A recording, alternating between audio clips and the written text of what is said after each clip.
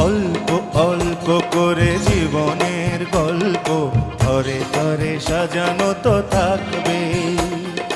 কখনো সূর্যদিন, কখনো চন্দ্ররাত, কখনো গ্রহণটা লাগবে। অল্প অল্প করে জীবনের গল্প ঘরে ঘরে সাজানো তো থাকবে। লা লা লা লা লা লা লা লা লা লা লা লা লা লা